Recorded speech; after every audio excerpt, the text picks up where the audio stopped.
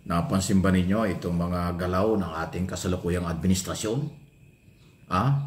At dito ay magandang balita para sa mga taga-Liberal Party or dating kinikilalang piklawan-dilawan na mga personalidad. Alam nyo kung bakit? Itong magkasunod na aksyon ng Office of the President pumabor sa mga personalidad na mga kilalang taga-Liberal Party o Makaleni Robredo noong nakarang eleksyon. At napakaganda nitong ginawa ng gobyerno dahil ito ay pagpapakita ng totoong pagkakaisa, national unity, lalo na sa mga taong karapat-dapat ay tulungan. Ang una rito na halos magkasabay sa isang araw o 24 hours lang ho ang nakalipas or sa loob ng 24 na oras. Una nga po, na natalakay ko na rin, ulitin ko lang na naging basihan po na sinasabi kong tinutulungan na. At iba ang pagtingin ni Pangulong Marcos sa mga taga-Liberal Party na mga personalidad. Ang unang tinulungan niya ay nung bigyan niya ng executive clemency. Executive clemency nga po itong si J. Mabilog, dating mayor ng Iloilo, na ikinatuwa ng mga taga-Iloilo, ng Liberal Party at saka po ng pamilya ni Mabilog. Mangayak-ngayak nga siya sa tuwa dahil binigyan ng ganyang mahalaking pagkakataon at pahalaga. Kaya napakagandang balita nun kasi pwede na uling bumalik sa public office, pwede mag-mayor o kung anumang posisyon si Mayor Mabilog. Doon kasi sa mga kasong ipinail at saka kanyang kinakaharap na problema, hindi talaga siya makakabalik Dahil siya kinasuhan na nakaraang gobyerno dahil nagalit sa kanya. Hindi ko alam kung bakit. Sabi ni Mabilog, pinersonan siya na dating Pangulong Duterte kaya siya ay natanggal as mayor ng Iloilo at napilitan tumakas, umalis ng Pilipinas dahil sa seguridad sa kanyang pamilya. Ngayon pagbalik dito noong nakaraang taon, ito't binigyan na nga ng executive clemency nga po ni Pangulong Marcos. Pabor yan sa mga taga-liberal at mga taga-Iloilo. Isa pa na ginawa ng mga aksyon, Office of the President yan, Department of Justice, withdraw dahil wala daw sapat na basihan ang kaso na ipinail ng nakaraang gobyerno kay noon ay Secretary Janet Garin ng Iloilo, ngayon ay Congresswoman ng Iloilo. So dalawang taga-Iloilo na parehong kilalang supporters ni Leni Robredo ang tinulungan ng Marcos administration. Yan ang magandang pagkakataon dahil nakikita ni Pangulong Marcos na ng gobyernong ito na hinaras lang, harassment lang ang ginawa sa dalawang ito, Mabilog at Garin, na kapwa taga Iloilo. At bilang bahagi ng background pampolitika, alam nyo sa Iloilo hindi po nanalo si Pangulong Marcos dahil malakas ang Leni Robredo sa buong Iloilo. Talo si BBM, ngayon Pangulong Marcos, nung eleksyon sa 2022. Pero hindi po tinitingnan niya ng gobyerno ngayon ni Pangulong Marcos. Ang kanyang tinitingnan, ano ang tama ba o mali ang ginawa kay Mabilog at saka kay Congresswoman Garin. Nakita ng Office of the President na harassment or naharas lang. Kaya binigyan ng executive clemency at pag-withdraw ng kaso na ipinail against Congresswoman, dating Health Secretary Janet Garin. Napakagandang balita. Kaya kayo mga taga-Liberal Party, kayo ang kilalang lehitimong oposisyon. Pero nakikitang kayo po'y tinutulungan ng gobyerno at pinapatupad ang tamang batas, ayan ay pabor sa inyo.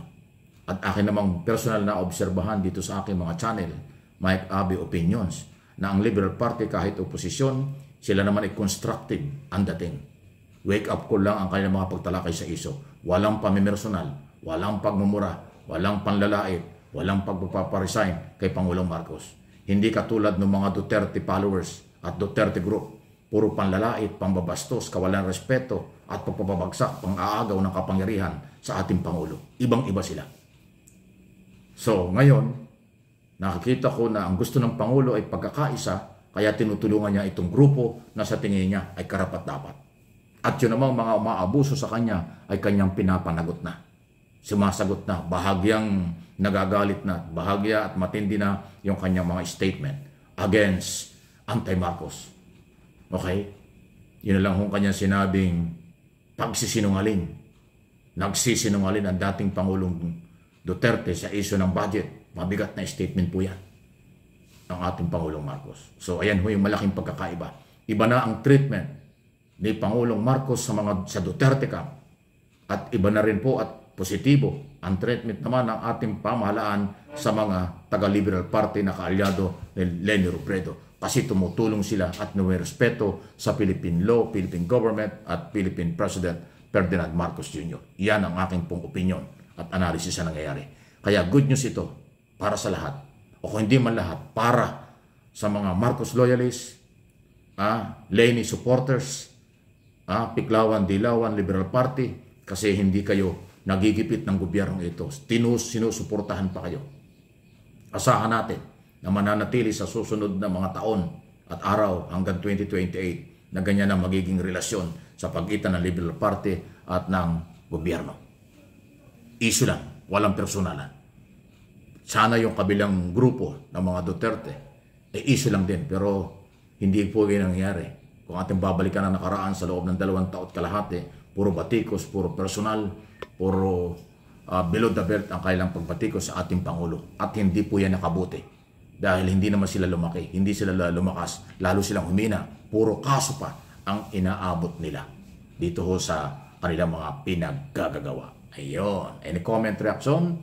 Malaya po kayo para po sa inyong karapatan ng aking mga followers, subscriber, at mga viewers sa buong mundo. At pag-usapan natin itong rally. Naku, ngayon may rally na naman. Dahil katapusan na ng January at ang rallying ito ay dalawa yata. Yung isa ay pabor sa impeachment. Magpapakita po ng suporta ang mamamayan doon sa pabor sa impeachment laban kay Sara Duterte. Pero yung isa naman yata, meron ding dalawa yung rally. Merong People's Power Monument sa EDSA. Tapos meron din gagawin sa EDSA Shrine. Aba, sandali, ang balita ko yung gagawing EDSA Shrine rally na madang hapon ng mga anti o pro-impeachment, aba, sasabayan daw ng DDS. Bahog naman sanang magkaroon ng problema doon. O mga pulis, bantayan po ninyo yan. Bakit ba yung mga DDS na hindi naman dumadami, lagi nandiyan sa lugar na yan. So, anyway, so yan po yung mga maaaring mangyari ngayong araw na ito at atin pong babantayan din. Hopefully, kapayapaan, malayang paghahayag, malayang pagtitipon-tipon under 1987 Constitution, karapatan po nila yan.